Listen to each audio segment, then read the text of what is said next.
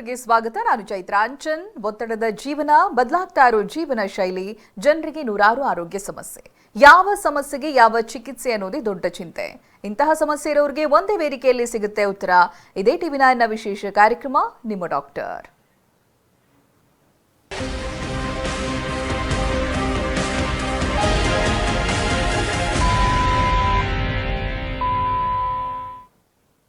ಬಂಜೇತನ ಇತ್ತೀಚಿನ ದಿನದಲ್ಲಿ ಹೆಣ್ಣು ಮಕ್ಕಳನ್ನ ಕಾಡ್ತಾ ಇರುವಂತ ಸಮಸ್ಯೆ. ಸಾಕಷ್ಟು ಕಾರ್ಯಕ್ರಮಗಳಲ್ಲಿ IVF ಮತ್ತೆ IUI ಮುಖಾಂತರವಾಗಿ ಈ ಸಮಸ್ಯೆಯನ್ನ ಹೇಗೆ ಬಗೆಹರಿಸಿಕೊಳ್ಳಬಹುದು ಅನ್ನೋದ್ರ ಬಗ್ಗೆ ಮಾಹಿತಿಯನ್ನ ತಿಳಿಸಿದ್ವಿ. ಆದ್ರೆ ಇವತ್ತು ವಿಶೇಷವಾಗಿ ಸೇವಿಸುವಂತ ಆಹಾರ, ಜೀವನ ಶೈಲಿ, ನ್ಯೂಟ್ರಿಷನ್ ಪೂರೈಕೆ ಇವೆಲ್ಲವೂ ಕೂಡ ಕನ್ಸೀವ್ ಆಗುವುದಕ್ಕೆ ಹೇಗೆ ಸಹಾಯಕ, ಜೊತೆಗೆ ಯಾವ ರೀತಿ ಕ್ರಮಗಳನ್ನ ಪಾಲಿಸಬೇಕು, ಸಮಗ್ರವಾದಂತ ಆರೈಕೆ ಹೇಗಿರಬೇಕು ಅನ್ನೋದ್ರ ಬಗ್ಗೆ ಇವತ್ತು ವಿವರವಾಗಿ ಮಾತನಾಡೋದಕ್ಕೆ ನಮ್ಮ ಜೊತೆಗಿದ್ದಾರೆ ಗರ್ಭಗುಡಿ IVF ಸೆಂಟರ್ನ ಮೆಡಿಕಲ್ ಡೈರೆಕ್ಟರ್ ಡಾಕ್ಟರ್ ಆಶಾ ಎಸ್ ವಿಜಯ್. ಬನ್ನಿ ಅವರೊಂದಿಗೆ ಮಾತನಾಡೋಣ. ನಮಸ್ತೆ ಡಾಕ್ಟರ್, ಕಾರ್ಯಕ್ರಮಕ್ಕೆ ಸ್ವಾಗತ. ಮೊದಲಾಗಿ ಹೇಳಿದಾಗಿ ಹಿಂದಿನ ಕಾರ್ಯಕ್ರಮದಲ್ಲಿ ಬಹಳಷ್ಟು ವಿವರವಾಗಿ ಮಾಹಿತಿಗಳನ್ನ ತಿಳಿಸ್ಕೊಡ್ತಾ ಇದ್ರಿ. IVF ಮುಖಾಂತರವಾಗಿ ಆಗಿರ್ಬೋದು, IUI ಮುಖಾಂತರವಾಗಿ. ಅವಾಗಲೂ ಕೂಡ ಜೀವನ ಶೈಲಿ ತುಂಬಾ ಇಂಪಾರ್ಟೆಂಟ್ ಅಂತ ಬಹಳಷ್ಟು ಬಾರಿ ಹೇಳಿದ್ದೀರಾ. ಈ ಸಮಗ್ರವಾದಂತ ಆರೈಕೆ ಅನ್ನುವಂತ ಕಾನ್ಸೆಪ್ಟ್ ಹೇಗೆ ಡಾಕ್ಟರ್? ಹೌದು, ಇವಾಗ ಹೊಲಿಸ್ಟಿಕ್ ಟ್ರೀಟ್ಮೆಂಟ್ ಅಂತ ಏನು ಹೇಳ್ತೀವಿ, ಸಮಗ್ರವಾಗಿ ಚಿಕಿತ್ಸೆ ಮಾಡ್ತೀವಿ. ಸೊ ಒಂದು ಮನುಷ್ಯ ಪ್ರೆಗ್ನೆನ್ಸಿ ಆಗ್ತಾ ಇಲ್ಲ ಅಂತ ಒಂದು ಕಪಲ್ ಬಂದಾಗ ಅವ್ರಿಗೆ ಬರೀ ದೈಹಿಕವಾಗಿ ಪ್ರಾಬ್ಲಮ್ಸ್ ಇರಲ್ಲ, ಮಾನಸಿಕವಾಗೂ ಇರುತ್ತೆ, ಅವ್ರ ಭಾವನೆಗಳಲ್ಲಿ ಪ್ರಾಬ್ಲಮ್ ಇರುತ್ತೆ, ಅವ್ರದ್ದು ಡಯಟಲ್ಲಿ, ನ್ಯೂಟ್ರಿಷನಲ್ಲಿ ಸುಮಾರು ತೊಂದರೆಗಳಿರುತ್ತೆ. ಸೊ ನಾವು ಬರೀ ದೈಹಿಕವಾಗಿ ನೋಡಿಬಿಟ್ಟು ಬರೀ ಫೈಬ್ರಾಯ್ಡ್ಸ್ ತೆಗೆಯೋದಾಗಲಿ, ಟ್ಯೂಬಲ್ ಟೆಸ್ಟ್ ಮಾಡೋದಾಗಲಿ ಅಷ್ಟು ಮಾತ್ರ ಮಾಡಿದ್ರೆ ಅವ್ರಿಗೆ ಅಷ್ಟು ಸಕ್ಸಸ್ ರೇಟ್ಸ್ ಬರಲ್ಲ. ಅದೇ ಅವ್ರದ್ದು ದಿನಚರಿ ನೋಡಿಕೊಂಡು ಅವ್ರ ಡಿಸಿಪ್ಲಿನ್ ಹೇಗಿದೆ, ಅವ್ರಿಗೆ ಏನಾರ ಕಾಯಿಲೆಗಳಿದೆಯಾ, ಬೇರೆ ಕಾಂಪ್ಲಿಕೇಶನ್ಸ್ ಇದೆಯಾ, ಅವ್ರದ್ದು ನ್ಯೂಟ್ರಿಷನ್ ಹೇಗಿದೆ, ಅದನ್ನೆಲ್ಲ ಸಮಗ್ರವಾಗಿ ಟ್ರೀಟ್ಮೆಂಟ್ ಮಾಡಿದಾಗ ಕಪಲ್ಸ್ಗೆ ತುಂಬ ಜಾಸ್ತಿ ಸಕ್ಸಸ್ ರೇಟ್ಸ್ ಬರ್ತಾ ಇರೋದು ನಾನು ನೋಡ್ತಾ ಇದ್ದೀನಿ. ಫಾರ್ ಎಕ್ಸಾಂಪಲ್, ಆಯುರ್ವೇದದಲ್ಲಿ ತುಂಬ ಒಳ್ಳೊಳ್ಳೆ ಫರ್ಟಿಲಿಟಿ ಟ್ರೀಟ್ಮೆಂಟ್ಸ್ ಇರುತ್ತೆ.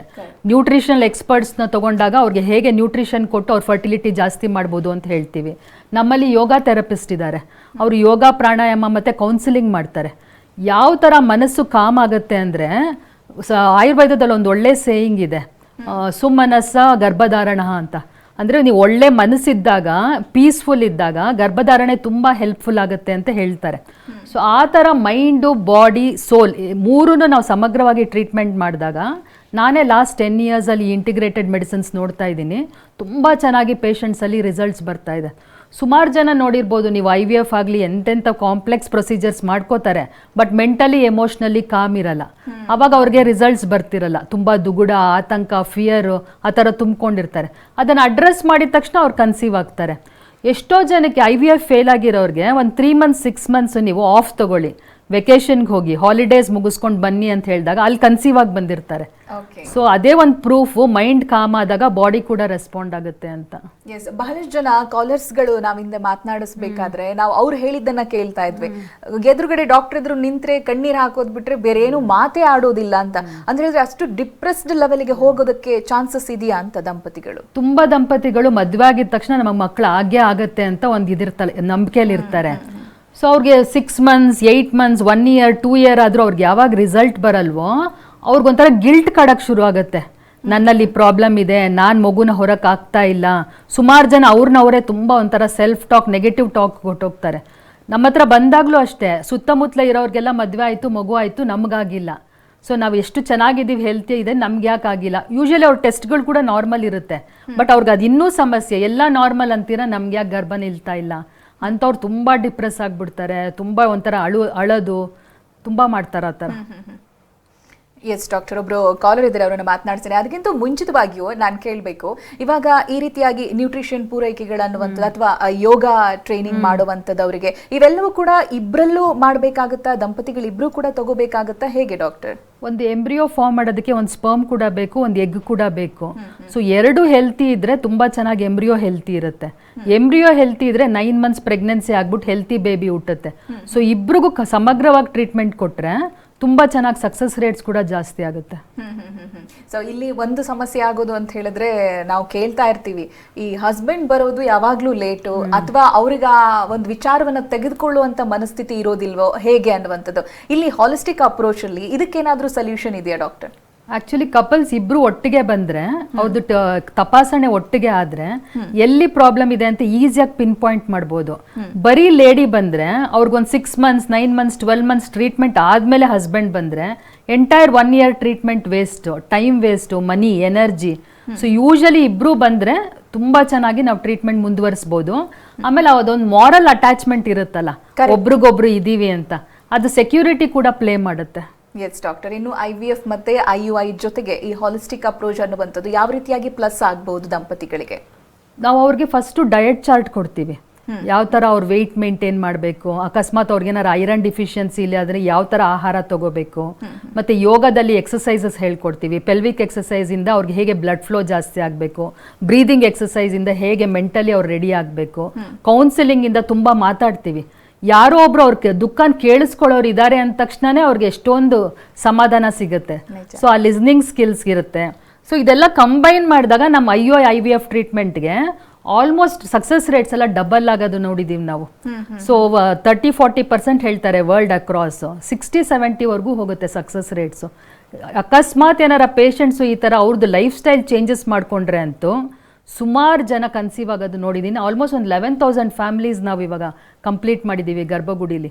ಇದು ಸಮಗ್ರವಾಗಿ ನಾವು ಚಿಕಿತ್ಸೆ ಕೊಡೋ ಹೋಲಿಸ್ಟಿಕ್ ಟ್ರೀಟ್ಮೆಂಟ್ ಇಂದಾನೆ ಇದು ಸಾಧ್ಯ ಆಗಿದೆ. ಎಸ್, ಇಲ್ಲಿ ಹೋಲಿಸ್ಟಿಕ್ ಟ್ರೀಟ್ಮೆಂಟ್ ಅಂತ ಬಂದಾಗ ನಿಮ್ಗೆ 2 ಟಾಸ್ಕ್ಗಳಿರುತ್ತೆ. ಒಂದು ನಿಮ್ಮ ಟೀಮ್ ಅನ್ನ ಟ್ರೈನ್ ಅಪ್ ಮಾಡೋದು, ಮತ್ತೊಂದು ಕಡೆಯಲ್ಲಿ ಪೇಷಂಟ್ಗಳ ಬಗ್ಗೆ ಗಮನ ಹರಿಸೋದು. ಹೇಗೆ ಬ್ಯಾಲೆನ್ಸ್ ಆಗುತ್ತೆ ಅನ್ನುವಂಥ ಡಾಕ್ಟರ್ ತುಂಬಾ ಇಂಪಾರ್ಟೆಂಟ್ ಇದು. ಫಸ್ಟ್ ಟೀಮೇ ಹೆಲ್ತಿ ಇಲ್ಲ ಅಂದ್ರೆ ಅವ್ರು ಬರೋ ಪೇಷಂಟ್ಸ್ನ ನೋಡ್ಕೊಳ್ಳೋದು ಕೂಡ ತುಂಬಾ ಪ್ರಾಬ್ಲಮ್ಸ್ ಆಗುತ್ತೆ. ಸೊ ನಾವು ಈ ಹೋಲಿಸ್ಟಿಕ್ ಟ್ರೀಟ್ಮೆಂಟ್ನ ಫಸ್ಟ್ ನಮ್ಮ ಟೀಮ್ ಅವ್ರ ಹತ್ರ ಮಾತಾಡ್ತೀವಿ. ಈಗ ನಾವು 21 ಡೇ ಯೋಗ ಚಾಲೆಂಜ್ ಅಂತ ಮಾಡಿದ್ವಿ ಲಾಸ್ಟ್ ಒಂದು ಯೋಗ ಡೇಗೆ, ಮತ್ತೆ ನಮ್ದು August 15th ಪ್ರೋಗ್ರಾಮ್ ಹಾಕೊಂಡಿದ್ವಿ. ಆ ಫಸ್ಟ್ ಚಾಲೆಂಜ್ನ ನಾವು ನಮ್ಮ ಎಂಪ್ಲಾಯೀಸ್ಗೆ ಅಳವಡಿಸಿದ್ದು. ಸೊ ಅವ್ರು ಹೇಗೆ ಅವ್ರ 21 ಡೇಸ್ ಯೋಗ ಮಾಡಿದ್ರು, ಬ್ರೀದಿಂಗ್ ಮಾಡಿದ್ರು, ಡಯಟ್ ತಗೊಂಡ್ರು, ಎಲ್ಲರೂ ಚಾಲೆಂಜ್ ತರ ತಗೊಂಡ್ರು. ಅದ್ರದ್ದು ಅವ್ರು ಅನುಭವಿಸಿದಾಗ ಅವ್ರ ಪೇಷಂಟ್ಸ್ಗೆ ಹೇಳೋದಕ್ಕೂ ಒಂದು ತುಂಬಾ ಕಾನ್ಫಿಡೆನ್ಸ್ ಇರುತ್ತಲ್ವಾ. So healthy team will bring about healthy couples ಅಂತ ನಮ್ದು ಒಂದು ಮೋಟೋ. ಇವಾಗ ನ್ಯೂಟ್ರಿಷನ್ ಸರಿಯಾಗಿ ತಗೊಳ್ಳೋದು ಅಥವಾ ಆಹಾರ ಸರಿಯಾಗಿ ತಗೊಳ್ಳೋದು ಅನ್ನುವಂಥದ್ದು, ಈ ಯಾವುದೇ ಟ್ರೀಟ್ಮೆಂಟ್ ಹೋಗೋದಕ್ಕೆ ಮುಂಚೆ ಎಷ್ಟು ಸಮಯ ಅದನ್ನ ನಾವು ಬ್ಯಾಲೆನ್ಸ್ ಮಾಡಿರ್ಬೇಕು ಅಥವಾ ಅಭ್ಯಾಸ ಮಾಡ್ಕೊಂಡಿರ್ಬೇಕು ಅನ್ನುವಂಥದ್ದು? ಆಕ್ಚುಲಿ ಅದು 1 week 2 weeks ಅಲ್ಲಿ ರಿಸಲ್ಟ್ಸ್ ತೋರ್ಸೋದೇ ಇಲ್ಲ. ಸೊ ಜನ ತುಂಬಾ ಹೇಳ್ತಾರೆ ನಮ್ಗೆ ಇಮಿಡಿಯೇಟ್ ಆಗಿ ಒಂದು ಬೇಬಿ ಮಾಡ್ಕೊಟ್ಬಿಡಿ, ನಮ್ಗೆ ಇನ್ನೇನು ಬೇಡ ಅಂತ. ಆ ಥರ ಆಗೋದೇ ಇಲ್ಲ. ಅದು ಅವ್ರ ದೇಹದಲ್ಲಿ ಒಂದು ಚೇಂಜಸ್ ಕಾಣಬೇಕು ಅಂದರೆ ಅಟ್ಲೀಸ್ಟ್ 3 to 6 months ಟೈಮ್ ಕೊಡಬೇಕು. ಸೊ ಒಂದು ಡಯಟ್ ಫಾಲೋ ಮಾಡಿದ ತಕ್ಷಣ ಬಾಡಿಲಿ ಚೇಂಜಸ್ ನೋಡೋದಕ್ಕೆಲ್ಲ 3 ತಿಂಗಳು ಬೇಕು. ಸೊ ನಾವು ಯಾವ ಥರ ಅವ್ರದ್ದು ವೆಯ್ಟ್ ಮೇಂಟೆನೆನ್ಸ್ ಹೇಳ್ತೀವಿ. ಪಾಲಿಸಿಸ್ಟಿಕ್ ಓವರಿ ಇರೋದು PCOD ಇರೋರಿಗೆ ಯೂಶಲಿ ತುಂಬ ವೆಯ್ಟ್ ಆಗಿರ್ತಾರೆ, ಒಬೇಸಿಟಿ ಇರ್ತಾರೆ. ಸೊ ಅದ್ರ ಕಂಪ್ಲೀಟಾಗಿ ವೆಯ್ಟ್ ಮ್ಯಾನೇಜ್ಮೆಂಟ್ ಬೇಕು ಅಂದರೆ 3 to 6 months ಟೈಮ್ ಬೇಕೇ ಬೇಕು. ಸೊ ಕಂಪ್ಲೀಟ್ ಫಾಲೋ ಅಪ್ಸ್ಗೆ ಬರ್ತಾ ಇರಬೇಕು, ಡಯಟ್ ಚಾರ್ಟ್ ಫಾಲೋ ಮಾಡ್ತಿರ್ಬೇಕು. ಯಾವಾಗ ಮೋಟಿವೇಶನ್ ಲೋ ಆಗುತ್ತೋ ಅವ್ರನ್ನ ಕಂಪ್ಲೀಟ್ ನಾವು ಮತ್ತೆ ಮೋಟಿವೇಟ್ ಮಾಡಬೇಕಾಗತ್ತೆ. ಡೈಲಿ ಫಾಲೋ ಅಪ್ಸ್ ಇರುತ್ತೆ ನಮ್ಮ ಯೋಗ ಟೀಚರ್ ಜೊತೆಗೆ. 3 to 6 months ಅಲ್ಲಿ ಅವ್ರು ಚೇಂಜಸ್ ಮಾಡ್ಕೊಂಡು ಬಂದಾಗ ನೆಕ್ಸ್ಟ್ ಅವ್ರ ಟ್ರೀಟ್ಮೆಂಟ್ ಸಕ್ಸಸ್ಫುಲ್ ಆಗುತ್ತೆ. ಓಕೆ ಡಾಕ್ಟರ್, ಇಲ್ಲಿ ಸೆಕೆಂಡರಿ ಇನ್ಫರ್ಟಿಲಿಟಿ ಅನುಭವಿಸ್ತಾ ಇರ್ತಾರಲ್ಲ ಅವ್ರಿಗೂ ಕೂಡ ಇದೊಂದು ಟ್ರೀಟ್ಮೆಂಟ್ ಆಗುತ್ತಾ, ವರ್ಕ್ ಆಗುತ್ತಾ, ಹೇಗೆ ಡಾಕ್ಟರ್? ಖಂಡಿತ. ಅವ್ರ ಫಸ್ಟ್ ಬೇಬಿ ತುಂಬಾ ಈಸಿಯಾಗಿ ಕನ್ಸೀವ್ ಆಗ್ಬಿಟ್ಟಿರ್ತಾರೆ. ಆಮೇಲೆ ಇನ್ನೊಂದು ಬೇಬಿಗೆ ಟ್ರೈ ಮಾಡಕ್ ಹೋದಾಗ್ಲೇನೆ ಅವ್ರಿಗೆ ತೊಂದರೆಗಳಾಗ್ತಿರುತ್ತೆ. ಬಟ್ ನನಗೆ ಫಸ್ಟ್ ಈಸಿಯಾಗಿ ಆಯ್ತಲ್ಲ, ನನಗೆ ಯಾಕೆ ಇಷ್ಟೊಂದು ಟೆಸ್ಟ್ ಅಂತ ತುಂಬಾ ಜನ ಕೇಳ್ತಾರೆ. ಬಟ್ ಅಷ್ಟು ವರ್ಷ ಆಗಿದೆಯಲ್ಲ, ನಮ್ಮ ದೇಹದಲ್ಲೂ ಚೇಂಜಸ್ ಆಗಿರುತ್ತೆ. ಬೇರೆ ಕಾಯಿಲೆಗಳು ಬಂದಿರ್ಬೋದು, ಶುಗರ್ ಬಂದಿರ್ಬೋದು, ಥೈರಾಯ್ಡ್ ಬಂದಿರ್ಬೋದು, ಹಸ್ಬೆಂಡ್ ವೀರ್ಯಾಣುಗಳಲ್ಲಿ ಕೊರತೆ ಆಗಿರ್ಬೋದು. ಎಂಟೈರ್ ಅದನ್ನ ನಾವು ಟೆಸ್ಟ್ಗಳು ಮಾಡಿಸಿ ಆ ಸೆಕೆಂಡರಿ ಇನ್ಫರ್ಟಿಲಿಟಿ ಕೂಡ ನಾವು ಟ್ರೀಟ್ ಮಾಡ್ಬೋದು. ಎಸ್ ಡಾಕ್ಟರ್, ಒಬ್ರು ಕಾಲರ್ ರೆಡಿ ಇದ್ದಾರೆ. ಆಲ್ರೆಡಿ ಗರ್ಭಗುಡಿ IVF ಸೆಂಟರ್ಗೆ ಹೋಗಿದ್ದಾರೆ. ಅವರು ವಸಂತ್ ರಮೇಶ್ ಅಂತ. ನಮಸ್ತೆ. ನಮಸ್ತೆ, ಧ್ವನಿ ಕೇಳಿಸ್ತಾ ಇದ್ರೆ ಮಾತನಾಡಿ. ನಮಸ್ತೆ ಮೇಡಮ್, ಕೇಳಿಸ್ತಿದೆ. ಎಸ್, ಯಾವಾಗ ನೀವು ಗರ್ಭಗುಡಿ IVF ಸೆಂಟರ್ಗೆ ಹೋಗಿರೋದು? ಮೇಡಮ್ ಲಾಸ್ಟ್ ಇಯರ್ ಇಂದ ಆಲ್ರೆಡಿ 6 months ಟ್ರೀಟ್ಮೆಂಟ್ ತಗೊಂಡಿದ್ದ. ಓಕೆ, ಅನುಭವ ತುಂಬಾ ಒಳ್ಳೇದಾಗಿದೆ ಮೇಡಮ್, ಸಕ್ಸಸ್ ಆಗಿದೆ ನಮಗೆ. ಓಕೆ, ರಿಸಲ್ಟ್ ಬಗ್ಗೆ ಹೇಳ್ಬೋದಾ? ಮೇಡಮ್ ನಾವು ಯೂಟ್ಯೂಬ್ ನೋಡ್ಕೊಂಡು ಹೋಗಿದ್ವಿ ಸ್ಟಾರ್ಟಿಂಗ್. ಓಕೆ, ಬಟ್ ಅಲ್ಲಿ ಹೋದ್ಮೇಲೆ ತುಂಬಾ ಒಳ್ಳೆ 100% ನಮ್ಗೆ ನಂಬಿಕೆ ಬಂತು ಮೇಡಮ್ ಅಲ್ಲಿ ಹೋದ್ಮೇಲೆ. ಓಕೆ, ನಿಮ್ಗೆ ಟ್ರೀಟ್ಮೆಂಟ್ ತಗೊಂಡಿದ್ರಾ? ಇಲ್ಲ ಮೇಡಮ್, ನಮ್ಮ ವಯಸ್ಸಿಗೆ. ಓಕೆ ಓಕೆ ಓಕೆ ಓಕೆ, ಇಬ್ರು ಜೊತೆಯಾಗಿ ಹೋಗಿದ್ರಿ ಅಂತ? ಹೌದು ಮೇಡಮ್, ಹೌದು. ಓಕೆ, ಇವಾಗ ಏನ್ ಕನ್ಸೀವ್ ಆಗಿದಾರಾ, ಹೇಗೆ? ಹೌದು madam, 5 months running. 5 months. Okay, congratulations. ಯಾರ ಮೂಲಕ ಗೊತ್ತಾಯ್ತು ನಿಮ್ಗೆ ಈ ರೀತಿಯಾಗಿ ಗರ್ಭಗುಡಿ IVF ಸೆಂಟರ್ಗೆ ಹೋದ್ರೆ ಪಕ್ಕಾ ರಿಸಲ್ಟ್ ಸಿಗುತ್ತೆ ಅನ್ನುವಂಥದ್ದು? ಅಥವಾ ಈ ಹಿಂದೆ ಯಾವ್ದಾದ್ರು ಡಾಕ್ಟರ್ಗಳನ್ನ ಕನ್ಸಲ್ಟ್ ಮಾಡಿರೋದು ಇದೆಯಾ ನೀವು? ಹೌದು ಮೇಡಮ್, ಬೆಂಗಳೂರಲ್ಲಿ ಸುಮಾರು ಕಡೆ ನಾವು ಕನ್ಸಲ್ಟ್ ಮಾಡಿದ್ವಿ. ಬಟ್ ಅಲ್ಲಿ ಯಾವ್ದು ಸರಿಯಾಗಿ ಅಷ್ಟೊಂದು ನಮ್ಗೆ ಕಂಫರ್ಟಬಲ್ ಅನ್ಸಿಲ್ಲ. ಬಟ್ ನಾವು ಯೂಟ್ಯೂಬ್ ನೋಡಿದಾಗ ಒಂದ್ ಸ್ವಲ್ಪ ಒಂದು ಹೋಪ್ ಬಂತು, ಹೋಗೋಣ ಅಂತು. ಅಲ್ಲಿ ಹೋದ್ಮೇಲೆ 100% ನಂಬಿಕೆ ಬಂತು ಮೇಡಮ್. ಅದೇ ತರ ಅಲ್ಲಿ ಸ್ಟಾಫ್ ಆಗ್ಲಿ ಡಾಕ್ಟರ್ ಆಗ್ಲಿ ಎಲ್ಲ ಸಪೋರ್ಟ್ ಮಾಡಿದ್ರು. ನಮ್ ಸಕ್ಸಸ್ ಆಗಿದೆ. ಆಲ್ರೆಡಿ 5 ಮಂತ್ ನಡೀತಿದೆ ಇವಾಗ. ಓಕೆ, ಗರ್ಭಗುಡಿ ಐವ್ ಸೆಂಟರ್ ನ ಡಾಕ್ಟರ್ ಆಶಯಸ್ ವಿಜಯ್ ಅವರು ಇವತ್ತು ನಮ್ಮ ಸ್ಟುಡಿಯೋದಲ್ಲಿ ಇದ್ದಾರೆ, ಮಾತನಾಡಬಹುದು ನೀವು. Okay madam. ನಮಸ್ತೆ ಸರ್. ನಮಸ್ತೆ ಮೇಡಮ್. Thank you madam. ಹೇಗಿದ್ದಾರೆ ವಸಂತ ಅವರು? ಚೆನ್ನಾಗಿದ್ದಾರೆ ಮೇಡಮ್, ತುಂಬಾ ಚೆನ್ನಾಗಿದ್ದಾರೆ. Very good, very happy for you. Thank you madam. Pregnancy ಇದೇ ತರ ಕಂಟಿನ್ಯೂ ಆಗಿ ಹೆಲ್ತಿ ಬೇಬಿ ಹುಟ್ಲಿ ಅಂತ ನಮ್ದೆಲ್ಲ ಆಶೀರ್ವಾದ. Thank you madam. ಧನ್ಯವಾದಗಳು ನಿಮ್ಮ ಕಡೆಯಿಂದ. Thank you sir. ಡಾಕ್ಟರ್ ಎಲ್ಲಾ ರೀತಿ ಗೈಡೆನ್ಸ್ ಅನ್ನ ಖಂಡಿತವಾಗಿಯೂ ಕೊಟ್ಟಿರ್ತಾರೆ, ಅವೆಲ್ಲವನ್ನು ಕೂಡ ಫಾಲೋ ಅಪ್ ಮಾಡಬೇಕಾಗುತ್ತೆ. ಥ್ಯಾಂಕ್ ಯು ಕರೆ ಮಾಡಿ ನಿಮ್ಮ ಒಂದು ಅಭಿಪ್ರಾಯವನ್ನ ಹಂಚಿಕೊಂಡಿರೋದಕ್ಕೆ. ಇನ್ನೊಬ್ರು ಕಾಲರ್ ಇದ್ದಾರೆ. ನಮಸ್ತೆ. ನಮಸ್ತೆ. ಹಲೋ. ಎಸ್, ಧ್ವನಿ ಕೇಳಿಸ್ತಾ ಇದ್ರೆ ಜೋರಾಗಿ ಮಾತನಾಡಿ. ಡಾಕ್ಟರ್ ಇದ್ದಾರೆ, ನಿಮ್ಮ ಆರೋಗ್ಯ ಸಮಸ್ಯೆ ಹೇಳ್ಕೊಳ್ಳಿ.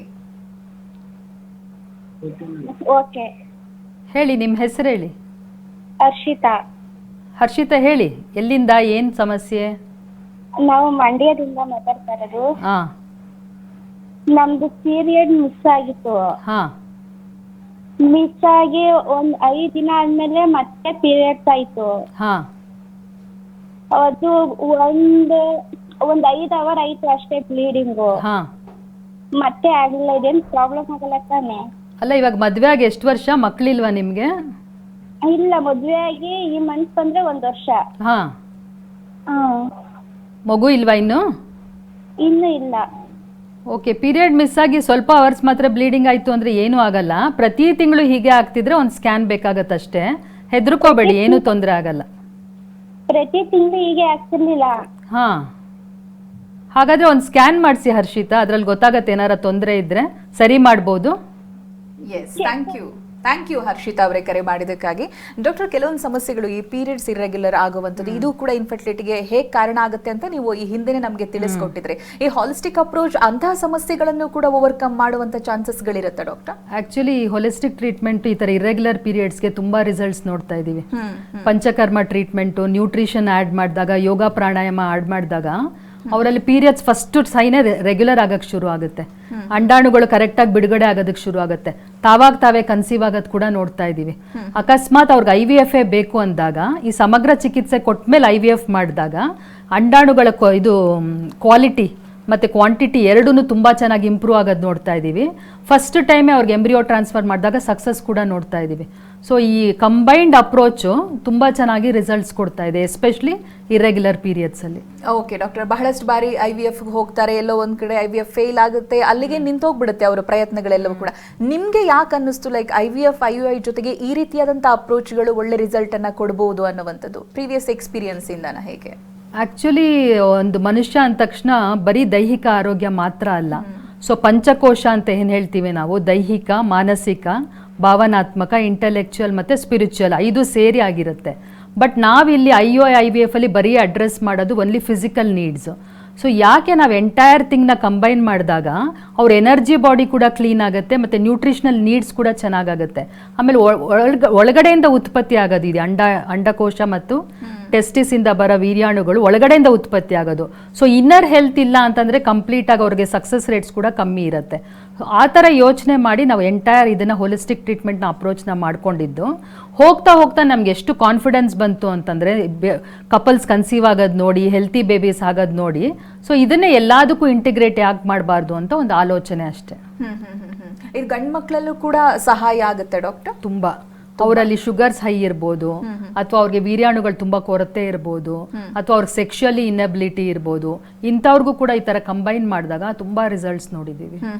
ಬಹಳಷ್ಟು ಬಾರಿ ಬ್ಯಾಡ್ ಹ್ಯಾಬಿಟ್ಸ್ ಗೆ ಅಡಿಕ್ಷನ್ ಆಗಿರೋರು ಅದನ್ನ ಬಿಡೋದಕ್ಕೆ ಕಷ್ಟಪಡ್ತಾ ಇರ್ತಾರೆ. ಸೊ ಆ ಬಗ್ಗೆ ನಿಮ್ಗೆ ಒಂದ್ ರೀತಿಯಾದಂತ ಚಾಲೆಂಜ್ ಅಂತ ಅನ್ಸಲ್ವಾ? ಲೈಕ್ ಅದನ್ನ ಬಿಡಿಸಿ ನಂತರದಲ್ಲಿ ಟ್ರೀಟ್ಮೆಂಟ್ ಕೊಡ್ಬೇಕಾಗಿ ಬಂದಾಗ ತುಂಬಾ ಜನ ನೋಡ್ತೀವಿ, ಎಸ್ಪೆಷಲಿ ಇವಾಗ ಲೇಡೀಸ್ ಕೂಡ ಮಾಡ್ತಾರಲ್ಲ, ಸಿಗರೆಟ್ ಸ್ಮೋಕಿಂಗ್, ಟೊಬ್ಯಾಕೊ ಚೂವಿಂಗ್, ಆಲ್ಕೋಹಾಲ್ ಎಲ್ಲ ಇಬ್ರಲ್ಲೂ ಆಗ್ಬಿಟ್ಟಿದೆ ಇವಾಗ.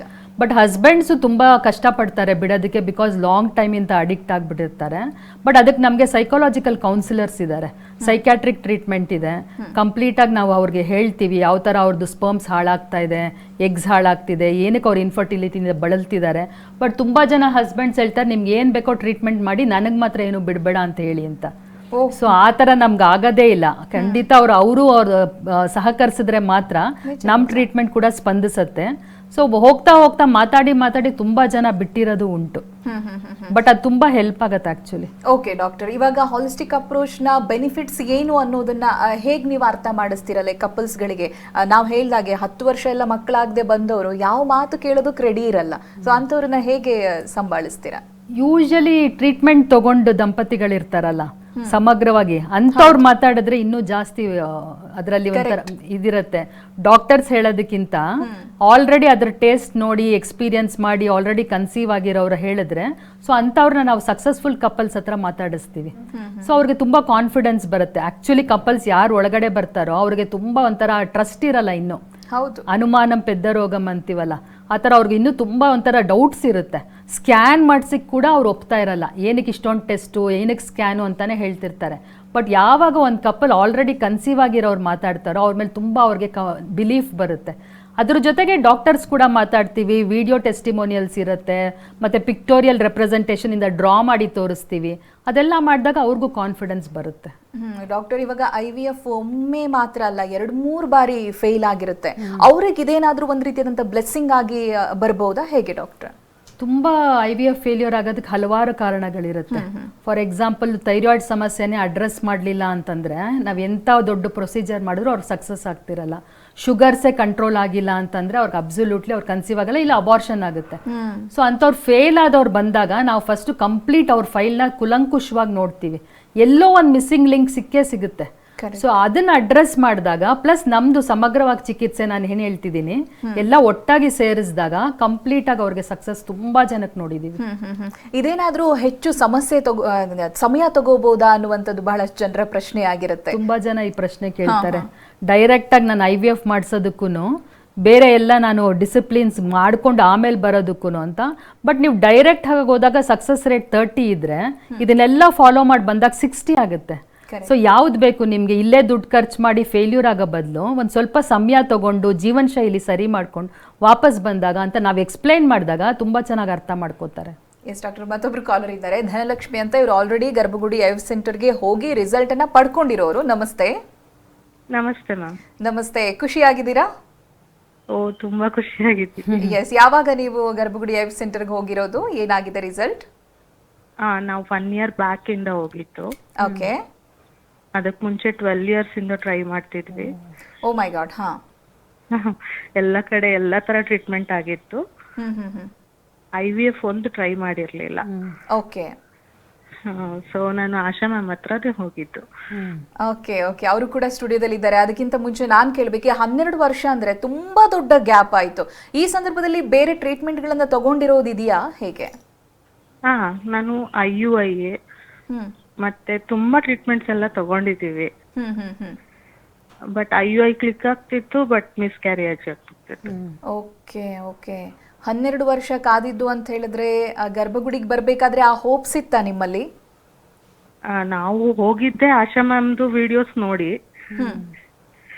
ನಂಗೆ ತುಂಬಾ ಪಾಸಿಟಿವ್ ವೈಬ್ಸ್ ಇತ್ತು ಹೋಗ್ಬೇಕಾದ್ರೆ. ಓಕೆ ಓಕೆ ಓಕೆ, ಯಾರ ಹತ್ರ ಹೇಗ್ ಪರಿಚಯ ಆಯ್ತು ನಿಮ್ಗೆ ಗರ್ಭಗುಡಿ IVF ಸೆಂಟರ್ ಈ ರೀತಿಯಾಗಿದೆ, ರಿಸಲ್ಟ್ ಗಳು ಚೆನ್ನಾಗಿ ಬರ್ತಾ ಇದೆ ಅನ್ನುವಂಥದ್ದು? ನಾವು ಆಶಾ ಮ್ಯಾಮ್ದು ಯೂಟ್ಯೂಬ್ ಅಲ್ಲಿ ನೋಡೇನೆ ನನ್ನ ಹಸ್ಬೆಂಡ್ ಕರ್ಕೊಂಡು ಹೋಗಿದ್ದು. ಓಕೆ ಓಕೆ ಓಕೆ, ಡಾಕ್ಟರ್ ಆಶಾ ಅವ್ರು ಇದ್ದಾರೆ ನಮ್ಮ ಸ್ಟುಡಿಯೋದಲ್ಲಿ, ಮಾತನಾಡಬಹುದು. ಓಕೆ. ನಮಸ್ತೆ ಧನಲಕ್ಷ್ಮಿ. ನಮಸ್ತೆ ಮ್ಯಾಮ್. ಹೇಗಿದ್ದೀರಾ?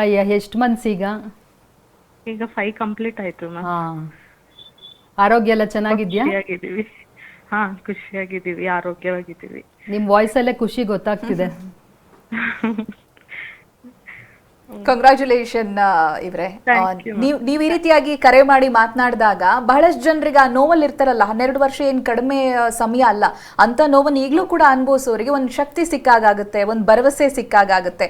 ಏನ್ ಹೇಳ್ತೀರಾ? ಈ ರೀತಿಯಾಗ ಅಷ್ಟು ವರ್ಷಗಳು ವೇಸ್ಟ್ ಆಗಿರುವಂತ ನೋವು ಖಂಡಿತವಾಗಿಯೂ ನಿಮ್ಮಲ್ಲಿ ಇದ್ದೇ ಇರುತ್ತೆ. ಇದೇ ರೀತಿಯಾಗಿ ಇನ್ನಷ್ಟು ಜನ ಕಾಯ್ತಾ ಇರ್ತಾರೆ, ಅವ್ರಿಗೆ ಏನ್ ಹೇಳಕ್ ಇಷ್ಟಪಡ್ತೀರಾ?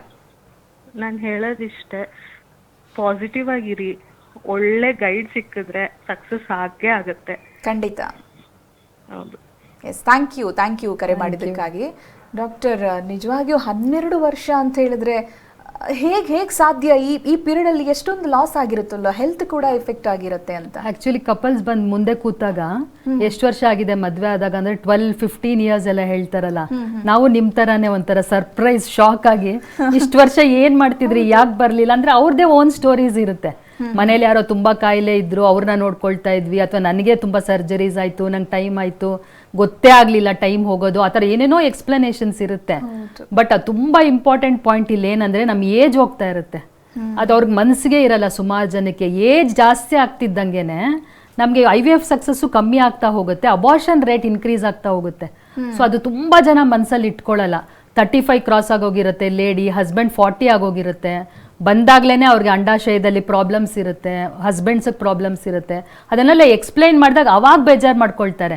ಬಟ್ ಈ ತರ TV ಪ್ರೋಗ್ರಾಮ್ಸ್ ನೋಡಿ ತುಂಬಾ ಜನ ಬೇಗ ಬರೋದು ಉಂಟು, ಅವೇರ್ನೆಸ್ ಮೂಡ್ತಾ ಇದೆ ಆಕ್ಚುಲಿ. ಎಸ್ ಡಾಕ್ಟರ್, ನೀವು ಕೊಡುವಂತ ರಿಸಲ್ಟೇ ದೊಡ್ಡ ಆಫರ್ ಜನರಿಗೆ. ಅದ್ರ ನಡುವೆ ಇನ್ನೇನಾದ್ರೂ ಆಫರ್ಗಳು ಕೊಡ್ತಾರಾ, ಇಲ್ಲ ಕ್ಯಾಂಪ್ಗಳನ್ನ ಮಾಡ್ತಾರಾ, ಏನ್ ಪ್ಲಾನ್ ಇದೆ ಗರ್ಭಗುಡಿ IVF ನೆಕ್ಸ್ಟ್ ಅಂತ ಕೇಳ್ತಾರೆ, ಏನ್ ಹೇಳ್ತೀರಾ? ಆಕ್ಚುಲಿ ಈ ತರ ತುಂಬಾ ಯೋಚನೆ ಮಾಡಿ ಈ full August month freedom for fertility ಅಂತ, ನಿಮ್ದು ಇನ್ಫರ್ಟಿಲಿಟಿಯಿಂದ ಮುಕ್ತರಾಗಿ ಅಂದ್ಬಿಟ್ಟು ಫ್ರೀ ಫರ್ಟಿಲಿಟಿ ಸ್ಕ್ರೀನಿಂಗ್ ಇಟ್ಟಿದೀವಿ. ಸೊ ಲೇಡೀಸ್ ಬಂದು ಫ್ರೀ ಆಗಿ ಅವ್ರ ಫರ್ಟಿಲಿಟಿ ಚೆಕ್ ಮಾಡ್ಕೋಬಹುದು. ಎಲ್ಲ ತುಂಬಾ ಚೆನ್ನಾಗಿದೆ ಅಂದ್ರೆ ಅವರೇ ಕನ್ಸೀವ್ ಆಗ್ತಾರೆ. ಬಟ್ ಏನಾರ ಪ್ರಾಬ್ಲಮ್ ಇತ್ತು ಅಂದ್ರೆ ಅಟ್ಲೀಸ್ಟ್ ಗೊತ್ತಾಗುತ್ತಲ್ಲ. ಸೊ ಫ್ರೀ ಕ್ಯಾಂಪ್ಸ್ ಇದೆ. ನಾಳೆ ನಮ್ಗೆ ಹೊರಮಾವುಲ್ ಕ್ಯಾಂಪ್ ಇದೆ, ಆಮೇಲೆ ದೇವನಹಳ್ಳಿಲಿ ದೊಡ್ಡಬಳ್ಳಾಪುರದಲ್ಲಿ OPDs ಇದೆ. ಅದೆಲ್ಲ ಡೀಟೇಲ್ಸ್ ಅವ್ರಿಗೆ ವೆಬ್ಸೈಟ್ ಅಲ್ಲಿ ಸಿಗುತ್ತೆ. ಕಂಪ್ಲೀಟ್ ಆಗಿ ಬಂದು ಅವ್ರದ್ದು ಎಂಟೈರ್ ಫೈಲ್ ತಂದ್ರೆ ನಾವು ಅದನ್ನ ನೋಡ್ಬಿಟ್ಟು ಅವ್ರಿಗೆ ಅಡ್ವೈಸ್ ಮಾಡ್ತೀವಿ ನೆಕ್ಸ್ಟ್ ಏನ್ ಮಾಡಬೇಕು ಅಂತ.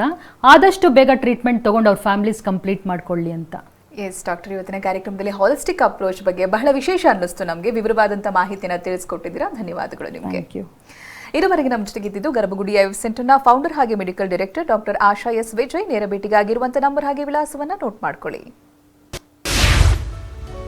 ಗರ್ಭಗುಡಿ IVF centre Bengaluru branches Hanumanthanagar, Jayanagar, Kalyananagar, electronic city ಮತ್ತು ಮಾರತಹಳ್ಳಿ, ನ್ಯೂ BEL ರಸ್ತೆ, ನಾಗರಬಾವಿ. ದೂರವಾಣಿ ಸಂಖ್ಯೆ 9072340005. ವೆಬ್ಸೈಟ್ ಗರ್ಭಗುಡಿ www.garbhagudi.com. ಇದು ಇವತ್ತಿನ ವಿಶೇಷ. ನಿರಂತರ ಸುದ್ದಿಗಾಗಿ ನೋಡ್ತಾ ಇರಿ TV9.